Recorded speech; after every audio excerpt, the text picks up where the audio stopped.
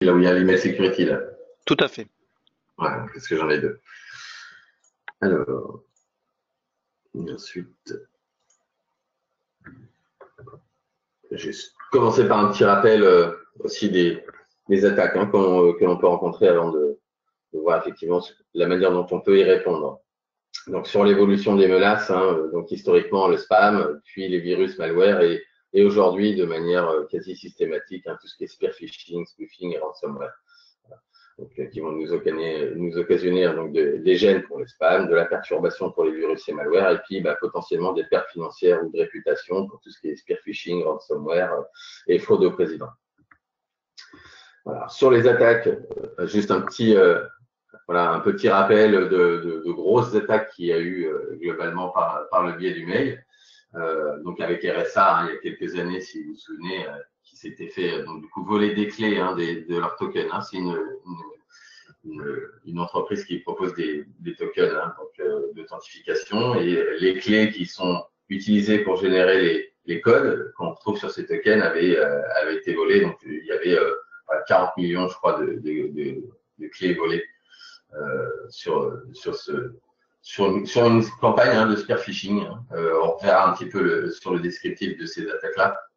Voilà, et donc il y a, de toute façon, on a des exemples très régulièrement, malheureusement, d'attaques de ce biais-là. Donc spear phishing, les fraudes de président aussi qui sont un peu plus communes aujourd'hui, malheureusement.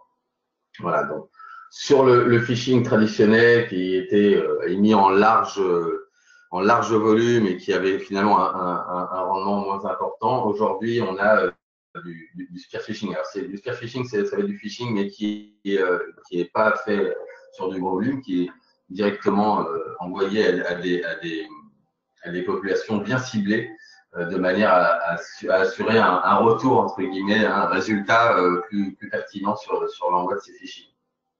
Voilà, donc avec évidemment beaucoup contiennent aussi des ransomware, donc ils sont là pour effectivement chiffrer votre machine et puis vous demander une rançon contre des blocages de la machine, ce qui ne vous garantit pas du reste qu'on vous envoie les clés pour déchiffrer. Mais, voilà. Et donc on voit ici 97% des ransomware c'est parti donc de campagnes de phishing simplement.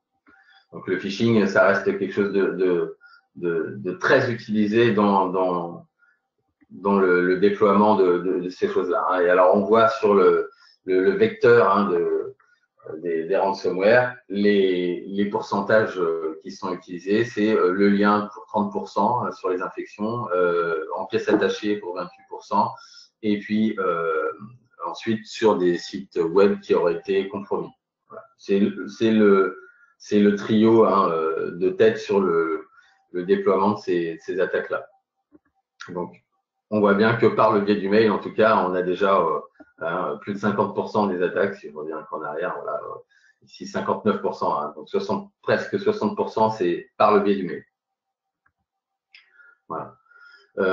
Aujourd'hui, donc du coup, la manière de nous protéger de ces choses-là, ça serait d'avoir une protection donc 0D pour tout ce qui est malware, ransomware, donc au-delà des protections qu'on puisse avoir sur les parties signatures, c'est d'avoir quelque chose qui agit sur quelque chose de comportemental, donc qui nous permet d'aller exécuter des fichiers, voir leur comportement et effectivement bloquer, prendre une décision en fonction du caractère malicieux ou non de la pièce attachée ou du lien qui se trouve dans le mail. On va avoir aussi, donc le but c'est pas évidemment de créer de blocage et puis d'avoir un contrôle granulaire sur les types de fichiers qui vont être scannés. Si on revient simplement sur le spear phishing, donc comme je vous le disais tout à l'heure, c'est des emails qui sont ciblés vraiment sur une petite partie de population et donc ça peut être au préalable faire l'objet d'attaque sociale. C'est-à-dire qu'on va d'abord récupérer des informations sur l'entreprise, sur les dirigeants, sur un certain nombre de choses pour ensuite construire des emails qui vous soient propre à votre activité et directement lié à votre business, de manière à s'assurer qu'effectivement le phishing soit opérationnel. Et 95% de ces attaques généralement fonctionnent. Sur le spear phishing, hein, c'est vraiment la tendance d'aujourd'hui. Donc c'est des phishing ciblés de manière à faire en sorte que le mail qui contient une menace, que ce soit un lien ou une pièce attachée, puisse être cliqué, que ce soit le lien ou la pièce attachée, sans que il y ait un potentiel doute sur effectivement l'émetteur. Voilà. Donc, il nous faut une forme de protection donc relativement avancée là-dessus. Alors, il y a pas mal de choses qui nous permettent de faire ça. Simplement déjà la détection du phishing.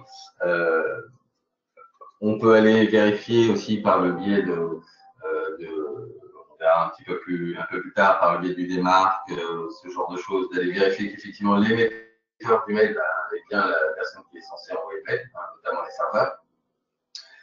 C'est également scanner les liens qui sont contenus dans les mails. C'est-à-dire que quand vous avez un lien cliquable, qu'on puisse effectivement vérifier ce qui se passe si on clique sur ce lien. Pas simplement les pièces attachées. Voilà, donc ce qu'on vous disait pour la partie email spoof, donc c'est d'aller vérifier effectivement, d'aller regarder effectivement si le mail qui est envoyé par le bon serveur, pas simplement une requête NX, c'est aussi des mécanismes de contrôle d'identité des serveurs. C'est sur les fraudes au président, il y en a beaucoup. Voilà. Le volume des spams aujourd'hui, ça se compte en milliards. Il faut voilà, des choses qui puissent gérer l'afflux du volume de spam et essayer de minimiser au maximum donc les faux positifs, bien entendu. Au-delà de tenter aussi de détecter tout ce qui est virus, etc. On a aussi dans le contexte du mail, alors notamment dans les attaques pour les fraudes au président ou ce genre de choses, une partie DLP compliance qui peut être utile, donc en s'assurant qu'effectivement on n'ait pas de fuite d'informations qui puisse partir par le biais du mail.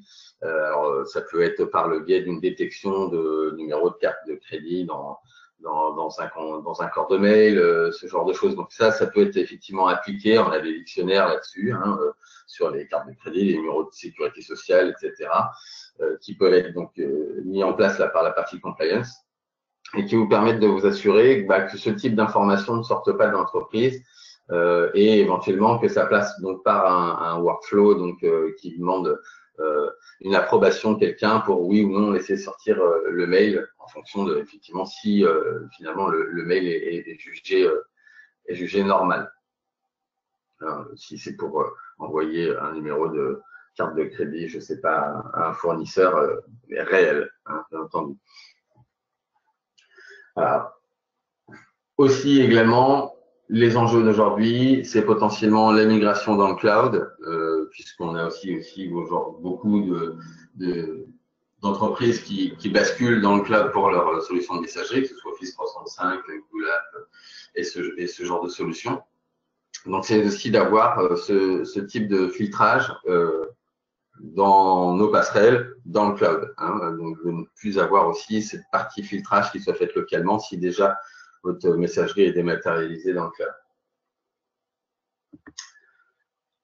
Concernant nos solutions, on va avoir donc une approche multicouche avec donc sur la partie du courrier entrant en termes de filtrage, donc la partie anti-spam, la partie antivirus, la partie donc anti-spoofing qui permet de s'assurer de l'identité de l'émetteur, et la partie sandbox qui est l'analyse comportementale, donc un renvoi du mail donc avec le lien ou la pièce attachée dans un environnement qui va permettre d'exécuter soit la pièce attachée, soit d'aller effectivement s'assurer que le mail qui est la destination du lien qui est contenu dans le mail, à ce moment-là, n'arrive pas vers quelque chose qui permette de lancer un code malicieux au travers d'une page web, d'un site web compromis d'un faux site web, hein, du reste. Et sur la protection donc de sortie, donc la partie compliance avec tout ce qui est chiffre, la partie protection des numéros de carte bancaire, etc., et tous les dictionnaires qu'on peut mettre en place. Et la partie encryption, donc le chiffrement, qui se manifeste sous la forme d'un webmail qui est hébergé par la solution et qui vous permet d'envoyer un mail donc de manière sécurisée à un destinataire particulier et qui devra donc du coup lire ce mail au travers de ce webmail hébergé par la solution. Ça vous permet d'avoir des échanges de mails sécurisés dans un environnement en SSL, globalement. L'avantage là de notre partie anti-spam, avec ces différentes méthodes, donc on va avoir différentes techniques. Donc l'Advanced Reputation Management, donc on va avoir un volet qui va être basé sur la réputation du mail hein, qui arrive. Donc c'est les côtés serveurs, le volume de distribution, ce genre de choses. Donc il y a pas mal de techniques qui permettent de s'assurer déjà sur la réputation qu'on puisse donner effectivement à l'émetteur du mail. Et puis ensuite aussi donc une partie de contenu avancé, donc là une analyse du contenu propre au mail, qui va nous permettre ensuite de nous assurer qu'on puisse délivrer des mails légitimes et de bloquer au maximum tout ce qui est spam et malware. Y compris d'avoir des types de routage aussi assez flexibles, parce que chaque menace peut avoir aussi des chemins pour arriver jusqu'à nous qui soient différents, hein, même si c'est la même attaque. Concernant nos antivirus, on a évidemment le nôtre, puisqu'on a déjà notre moteur et nos signatures dans nos pare-feux, dans nos passerelles de filtrage mail. Donc on est rattaché pour se faire au même programme que les autres éditeurs antivirus, hein, que ce soit Kaspersky, McAfee, Symantec et autres éditeurs antivirus. Tous sont attachés à un programme et quand ils détectent un nouveau virus, généralement ils le diffusent dans ce programme qui permet aux autres éditeurs d'aller récupérer du coup un exemplaire du virus en question et de eux-mêmes créer leur propre signature avec les informations qui sont diffusées. C'est du donnant-donnant dans ce programme, hein, chacun diffuse ce qu'il trouve. Ça permet à tous les éditeurs d'être au courant des virus qui sont détectés, des nouveaux virus, et de réagir au plus vite. On va embarquer, nous, dans notre solution, différents moteurs, donc le nôtre, mais on va aussi avoir la possibilité d'utiliser un moteur Kaspersky, d'avoir un moteur McAfee et aussi Sirène. Donc pour ceux à qui ça parle, c'est la partie antivirale anciennement CogTouch. Donc on a donc 4 antivirus potentiels dans la plateforme Email Security. Donc, tout ça c'est sous forme de licence, hein, bien entendu. On a une licence qui lui permet de couvrir les 4 antivirus. Voilà. L'avantage d'avoir les 4, c'est d'être certain d'avoir la diffusion la plus large en termes de signature et donc d'avoir la meilleure réactivité par rapport à tout ce qui est basé sur la signature. Voilà, y compris aussi tout ce qui est détection de zombies, puisqu'on a des informations qui sont contenues dans ces moteurs antivirus. Sur la partie anti-spoofing dont je vous parlais, donc la partie des marques avec le DKIM et le SPF, donc là qui va nous permettre de bloquer donc du spoofing, hein, c'est après quelqu'un qui tente d'usurper l'adresse mail ou le nom de domaine d'une vraie société. Donc en s'assurant que ce soit le bon serveur. Déjà au départ, on a ces requêtes MX inversées classiques, plus effectivement là, par le biais du démarrage de SPF DKIM, c'est la possibilité d'ajouter dans ces communications, puisque ça, on va retrouver hein, évidemment dans les parties MX les informations propres à ces protocoles-là, qui nous permettent de nous assurer de la véritable identité du serveur. C'est-à-dire qu'il y a des informations, un peu comme dans un échange de clés, globalement, qui va nous permettre de nous assurer que l'émetteur est bien celui qui prétend être, hein, par le biais d'une vérification de ces informations-là. Alors, autant vous pouvez le vérifier en entrée, c'est aussi intéressant de pouvoir l'utiliser soi-même aussi quand on l'envoie, de manière à ce que ça profite à tout le monde. le plus de personnes utiliseront des marques le SPF et le DKIM, le moins on aura de spoofing et de spam qui donc du coup prétendront arriver de domaines dont finalement ils ne font pas partie. La protection Sandbox, donc, qui va s'appeler chez nous Capture. Donc, c'est une protection de type bac à sable. Là, on est vraiment dans la détection des attaques 0D. Donc, vraiment, quand déjà on n'a pas effectivement détecté de menaces au travers des différents moteurs antivirus dont on dispose déjà, donc à base de signature. On va pouvoir envoyer les pièces attachées, les liens pour analyse dans un environnement donc, sécurisé. Donc, qui se trouve dans le cloud. Hein, chez nous, on a 2 data centers en Europe, un à Amsterdam, un à Francfort, qui permettent de faire ces analyses-là. Et donc, c'est un moteur, un élément multimoteur. Donc, on a le nôtre, puisque c'est celui qu'on utilise déjà depuis des années pour faire la détection de virus, déjà.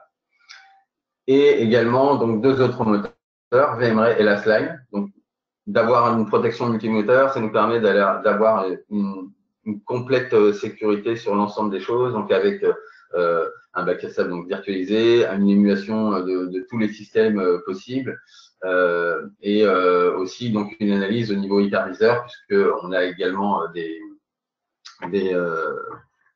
virus qui sont aussi codés pour aller détecter si oui ou non ils sont exécutés dans des environnements de ce type-là. Le fait d'avoir le multimoteur là ici va nous permettre de nous assurer qu'on n'ait pas une évasion, donc un code qui ne s'exécuterait pas du fait qu'il est détecté qu'il était dans ce type d'environnement. Le fait d'avoir du multimoteur va nous permettre de nous protéger de ça. Donc, une inspection donc complète hein, du mail. On va avoir pas mal de différents types de fichiers sur lesquels on pourra effectivement faire des analyses. Et on peut également, au travers de cette plateforme, au travers du boîtier Email Security, envoyer aussi manuellement des fichiers qu'on va soumettre à capture pour aller vérifier ou non si ce fichier est malicieux ou non. Alors, ça se présente sous cette forme-là dans le produit. On a la partie capture ici, qui est en plus de la partie antivirus, anti-spam, anti-phishing, où on a, donc c'est rattaché évidemment aux parties antivirales, et puis donc aux parties anti-spam également. Et on va avoir donc un blocage après qu'on peut aller effectivement définir en fonction de si on a détecté ou non une menace. À la différence, pour ceux qui connaissent peut-être dans nos produits pare-feu, la taille des fichiers qu'on va pouvoir scanner n'est pas limitée à 10 mégas comme dans les pare-feu. Là, on est à une valeur maximale de 100 mégas, donc on peut aller beaucoup plus loin. Et le type de fichiers qui sont adressables aussi est plus étendu que ce qu'on peut faire dans les pare-feu.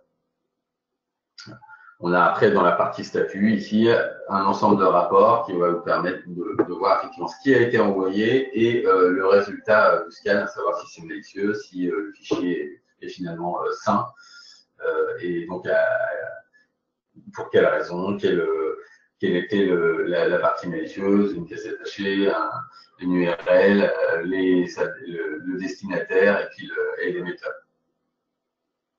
Alors, on va avoir des rapports complets là-dessus, avec les adresses d'émission aussi des serveurs en question.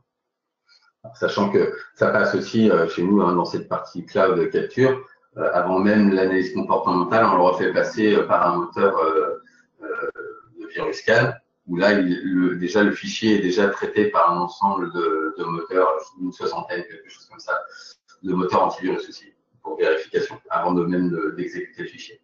Voilà. Et on a la partie donc upload manuel qui va se retrouver ici dans la partie statut avec un petit bouton en haut upload file où on vient cliquer ici et où on vient choisir un fichier donc 70, donc là de 10 mégas maximum pour analyse. On peut rajouter évidemment des exceptions sur ce type de traitement hein, en fonction d'emails, liste d'emails, d'un nom de domaine, d'IP, etc. ou même de pièces attachées sur lesquelles on voudrait qu'il n'y ait pas de renvoi vers la partie capture. La partie chiffrement, Donc, comme je vous disais, c'est une sous forme d'un webmail. Hein, simplement, quand vous tapez ça passe par le biais de filtre qu'on met en place, ou par exemple dans votre sujet, vous pouvez très bien mettre, je ne sais pas, chiffrement entre des accolades pour simplement faire en sorte que dès que ceci apparaît dans le sujet, à ce moment-là, ça part directement dans cette partie webmail et le destinataire est informé qu'il doit venir se connecter à cette plateforme-là pour aller visualiser le mail et potentiellement y répondre. Donc d'avoir une communication email au travers de ce webmail de manière sécurisée. La compliance management, où on va aller utiliser, hein, alors que ce soit pour répondre aux différentes régulations qui puissent exister, ou également donc simplement pour le faire si les régulations ne vous concernent pas, vous pouvez très bien quand même mettre en place effectivement des gestions de conformité, hein, des mails simplement, de ne pas laisser sortir des numéros de carte bleue, de sécurité sociale, de différentes informations de type personnel, privé, financière ou autre. Hein. Sur les déploiements qui peuvent être effectivement effectués de nos produits. Donc, on a différentes choses. Donc, la partie qu'on appelle comprehensive anti-spam service, donc là, qui est un module basé sur le même moteur anti-spam qu'on a dans nos produits de filtrage mail dédiés, mais là, qui va se retrouver sous la forme d'un module dans nos pare-feux. Ça ne va pas aussi loin, ça n'a pas toutes les fonctionnalités. On verra d'ailleurs du reste, je crois qu'il y a une slide après sur ce qu'on peut effectivement attendre de cette partie CSS. Ensuite, on a nos passerelles de filtrage mail, donc email security, sous la forme d'appliance, hein, ou de logiciels, ou de plateformes virtuelles. Donc ça qu'on peut retrouver. Et la partie hosted email security, donc qui est l'équivalent d'un email security, mais cette fois-ci dans le cloud. Voilà. Sur la partie hosted, donc c'est relativement simple à mettre en place. C'est managé donc par donc tout ce qui est maintenance, mise à jour et autres par les équipes Sunnypool. Et vous n'avez donc qu'à vous concentrer sur la configuration de la partie vraiment messagerie et filtrage que vous voulez mettre en place sur cette passerelle. Et ça vous permet donc de fait d'épargner votre bande passante sur votre site, puisque le filtrage est fait dans le cloud et ça ne passe pas par chez vous. Vous allez avoir donc la queue de mail qui sera gérée aussi dans la partie cloud. Dans les prochaines versions, on ne verra pas là dans les slides, mais je vous le dis, dans la prochaine version, donc 9.1 qui va sortir bientôt, on aura aussi des solutions d'archivage mail, au-delà simplement du spooling qui peut être fait quand on a par exemple une perte de communication avec les serveurs de mail et pour lesquels on puisse attendre et mettre en queue en attendant le retour des serveurs de mail. On aura la possibilité d'archiver. Sur les nouvelles versions, là, donc la version 9.0, pas la 9.1 à venir, mais la 9.0, c'est celle qui nous a permis aussi d'avoir capture, mais aussi on a donc ajouté des améliorations sur l'utilisation d'Office 365. Alors, on avait déjà la possibilité, évidemment, de scanner les mails entrants pour Office 365, puisque les Linux n'avaient qu'à pointer vers cette partie cloud ou même locale. En revanche, sur la partie Office 365, quand on envoie du mail, il fallait effectivement qu'il y ait dans la configuration d'Office 365 quelque chose qui renvoie vers la plateforme de filtrage pour qu'effectivement les mails sortants soient aussi analysés. Alors, je pense à ça pour la compliance, par exemple, ou par la partie chiffrement quand on est sur des machines en local et pas dans le cloud. Voilà, ça on a ce genre de choses maintenant dans les parties Office 365 qui permettent de renvoyer vers nos plateformes. On a eu également un rafraîchissement de la gamme entier. Donc, on a 3 nouvelles appliances qui sont sorties pour correspondre à certains volumes de mails. Donc, on compte sur la manière, la manière de déployer les boîtiers, c'est au nombre de boîtes aux lettres. Donc, le 5000 jusqu'à 1000 boîtes aux lettres, le 7000 jusqu'à 5000 et le 9000 jusqu'à 10 000 boîtes aux lettres. Donc, voilà, ce sont des nouvelles machines qui sont plus robustes et qui nous permettent d'avoir de meilleures performances sur l'analyse. On a différentes manières de déployer nos solutions. On peut avoir un serveur de filtrage all-in-one qui va faire effectivement tout, que ce soit la partie administration, qui va gérer l'accueil de mail, qui va gérer la quarantaine et qui va faire les analyses. On peut éclater effectivement cette architecture, donc avec une partie Control Center qui est ici et qui permet de gérer la configuration de la passerelle de filtrage mail, mais qui est aussi la machine qui héberge la quarantaine. Et puis on a donc les SonyQual Remote Analyzer qui eux sont aussi des boîtiers email security, mais qui ne font faire que l'analyse. L'analyse qui a été donc avec la configuration qui a été effectivement poussée par le Control Center sur ces machines. Donc ça nous permet d'avoir différentes machines, permettre de faire de la redondance. Si une machine tombe, il y a toujours une deuxième pour prendre le relais. Ça permet de distribuer la charge entre différents boîtiers et de faire potentiellement de la haute disponibilité. Voilà. Sur les différents services dont je vous parlais tout à l'heure, donc le CASS, les appliances virtuelles, machines, Windows, tout ce qui est hard, on va retrouver ça ici, et puis la partie cloud. Donc là, avec les différentes fonctionnalités disponibles, donc vous voyez sur le CASS, on est sur une protection entrante, anti-spam, il y a une partie antivirus de toute façon dans la partie pare-feu, mais pas tous les moteurs, puisqu'on a dans notre boîtier, on n'a que notre partie antivirus à nous. Voilà, il n'y a pas de protection sortante, on ne fait pas d'anti-spoofing, on fait le grid only, on n'a pas le McAfee Kaspersky Siren, je vous disais, il n'y a pas la complicity compliance, il n'y a pas toutes ces choses-là qui sont évidemment recommandées dès lors que on dépasse une dizaine d'utilisateurs, j'entends moi. Avoir une passerelle de filtrage mail dédiée qui nous permette d'avoir tous ces contrôles, alors qu'elle soit effectivement sous forme locale ici, appliance virtuelle ou logicielle, ou dans le cloud, qui nous permettent ici d'avoir effectivement un contrôle le plus efficace et le plus granulaire possible. Je vais passer cette slide qui nous intéresse beaucoup. Voilà, je vais basculer simplement là pour vous montrer dans une présentation, dans la partie produit directement, pour vous montrer à quoi ça ressemble.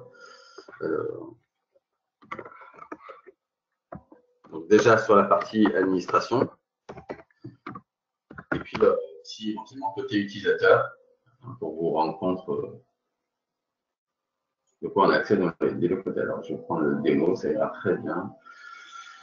Je ne sais pas si ça va marcher comme ça. Mais ici, ça c'est bon. C'est déconnecté depuis en fait. On a dit démo.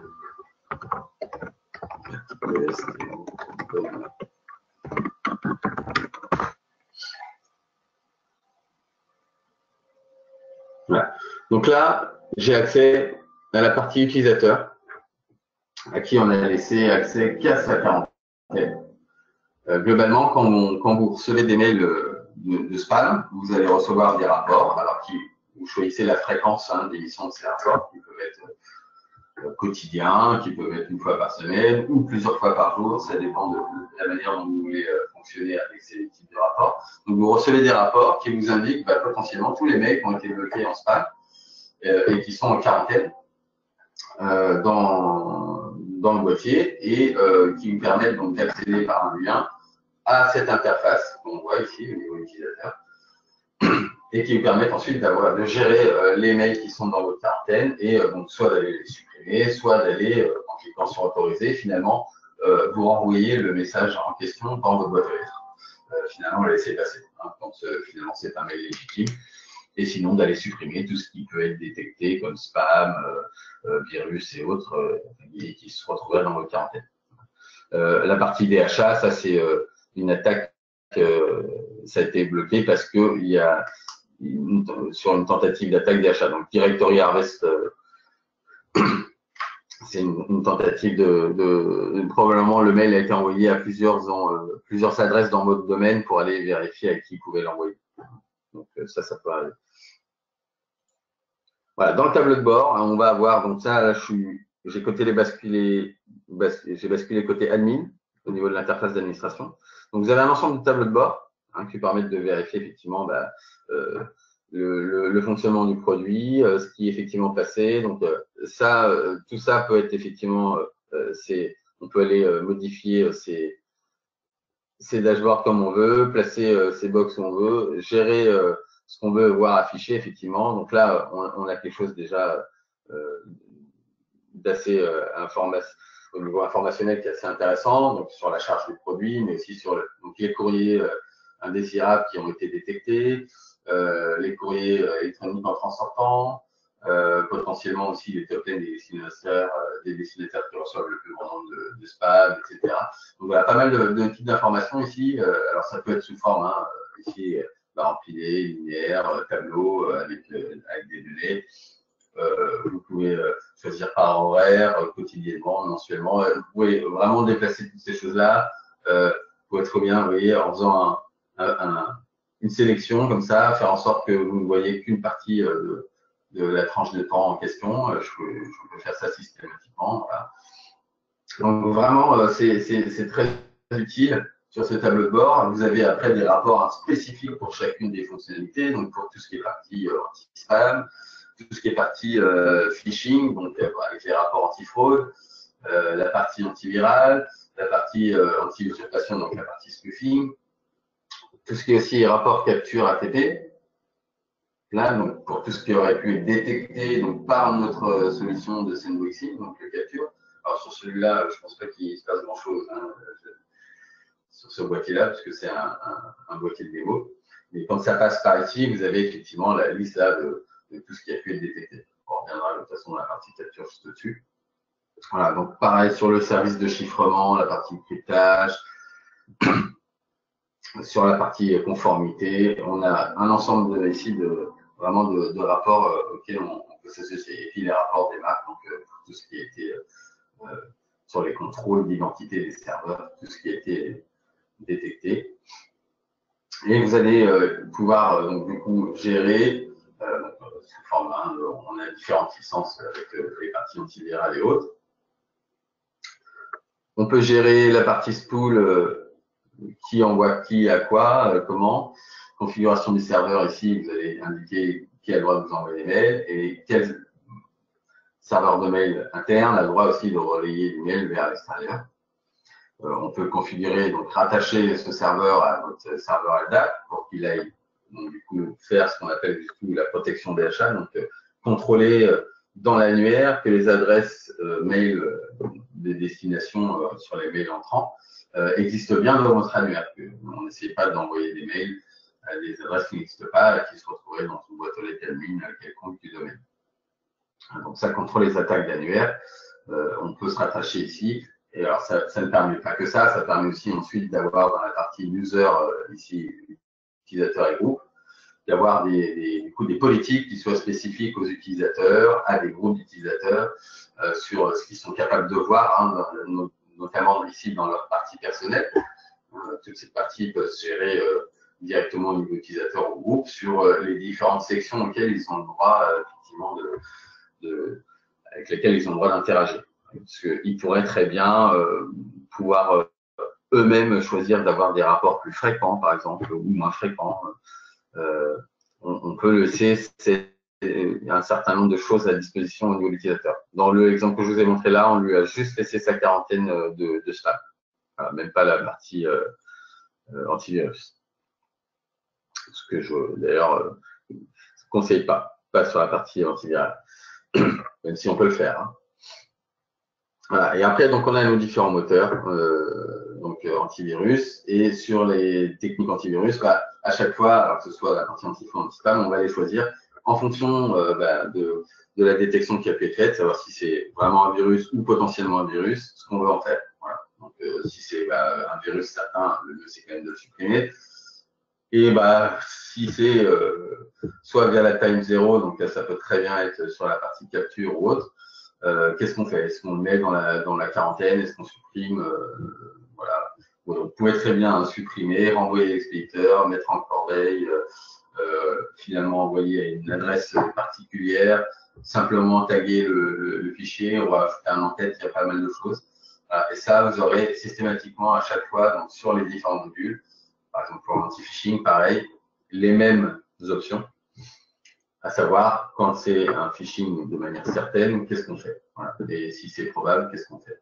Pareil pour la partie anti-spam, dans la gestion du courrier indésirable, on va avoir aussi cette section. La différence sur la partie anti-spam, vous pourrez quand même gérer aussi ici le niveau de sévérité des contrôles.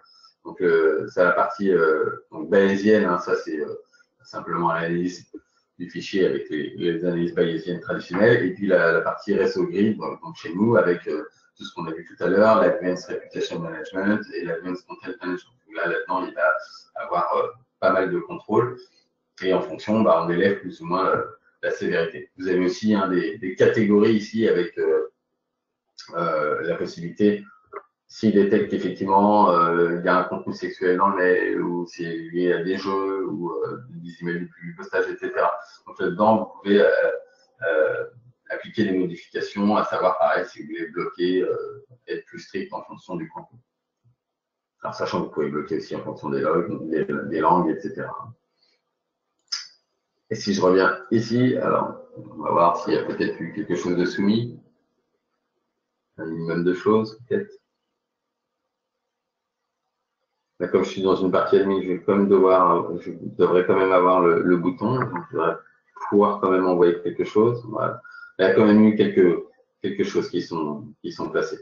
Donc vous voyez, ici, on a également donc soit directement là on voit que c'est les résultats visiblement d'URL. C'est pas forcément des pièces attachées.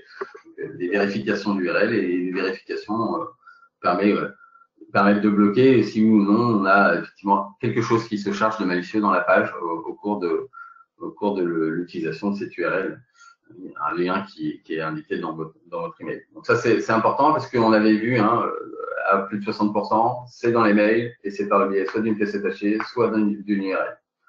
Donc cette partie capture, elle va sur sa fonction comportementale vous permettre de vous protéger de ce genre de choses. Si à la suite effectivement d'un clic sur une URL, vous vous retrouvez avec un malware, notre solution, elle permettra effectivement d'aller vérifier qu'un malware est en train de se déployer, et puisque ça va se faire sur notre environnement, et de fait vous renvoyer tout de suite l'information comme quoi il y a quelque chose de malicieux, et ensuite de supprimer le mail.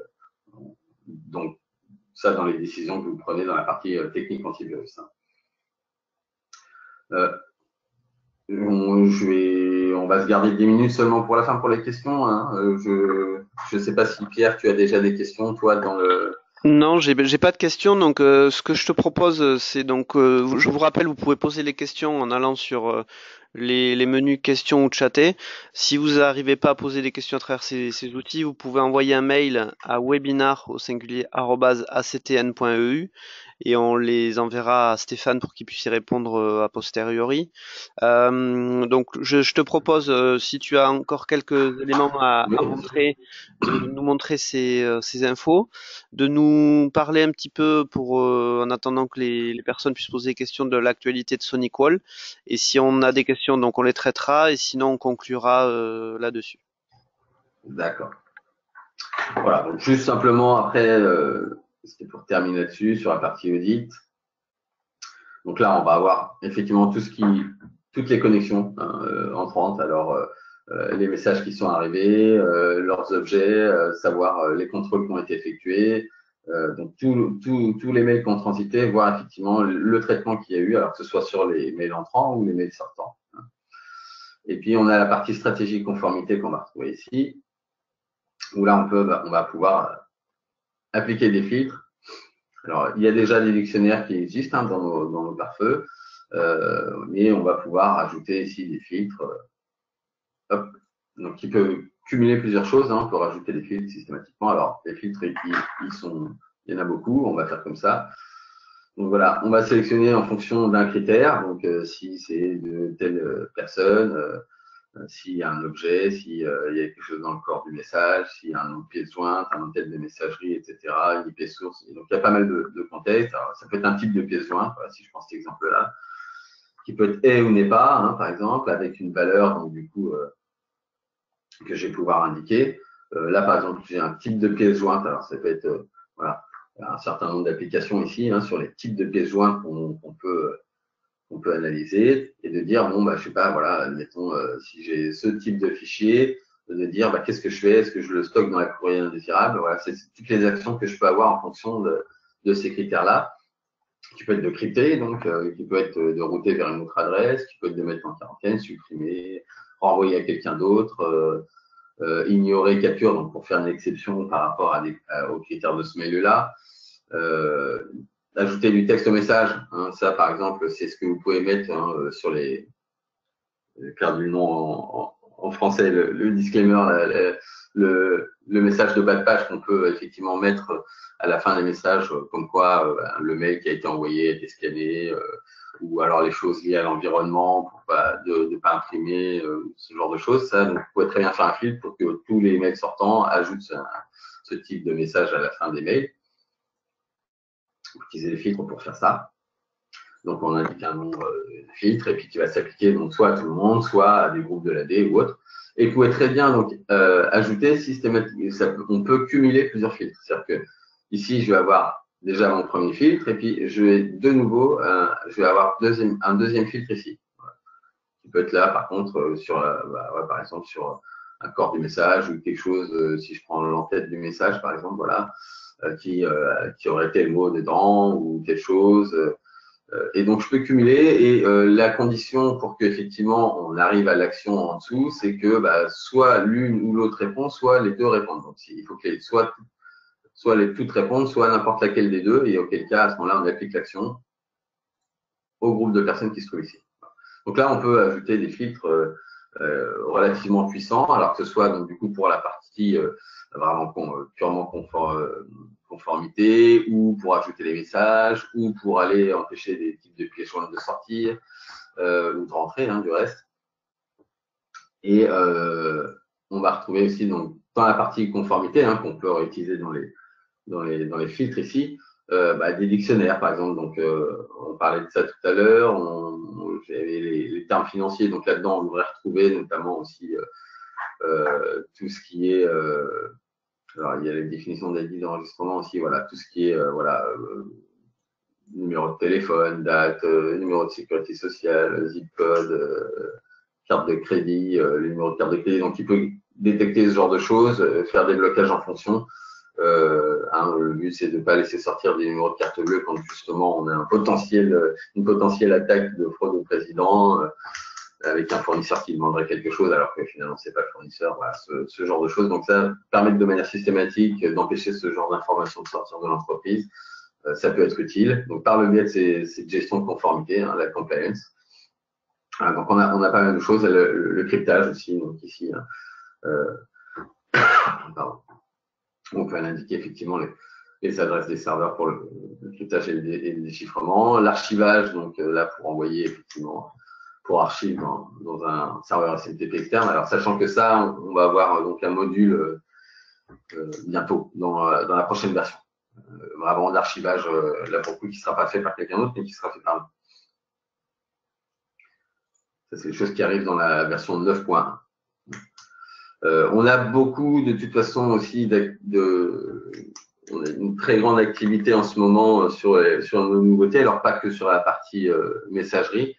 Donc ça, on va du reste avoir des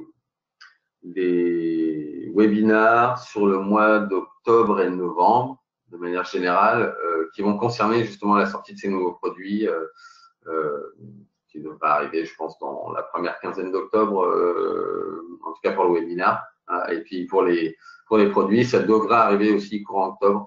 On va avoir des nouveaux pare-feux, des nouvelles bornes Wi-Fi, surtout aussi donc qui correspondent à une nouvelle sortie de firmware qui change pas mal de choses du côté de nos pare-feux.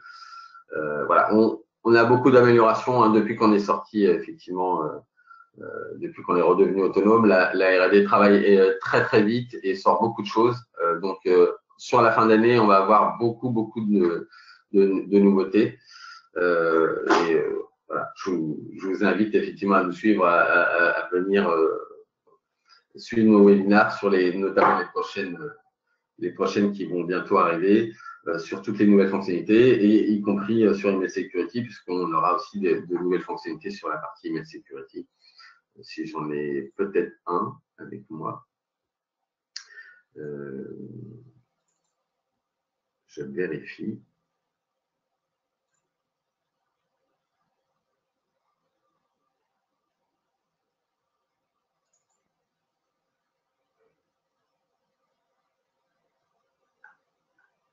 Voilà, alors, qu'est-ce qu'on avait?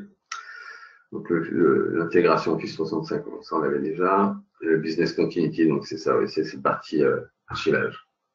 Donc, on aura de toute façon des webinaires dédiés pour tout ce qui est nouveau produit. Hein. Voilà, on a fait un bon tour de la solution. De toute façon, sur 1 heure, je vais avoir du mal à aller plus dans le détail. Parce qu'il faudrait faire le tour de tous les services pour vraiment expliquer comment cela fonctionne. Du coup, merci Stéphane. On va s'arrêter là donc pour la présentation. Donc dans tous les cas,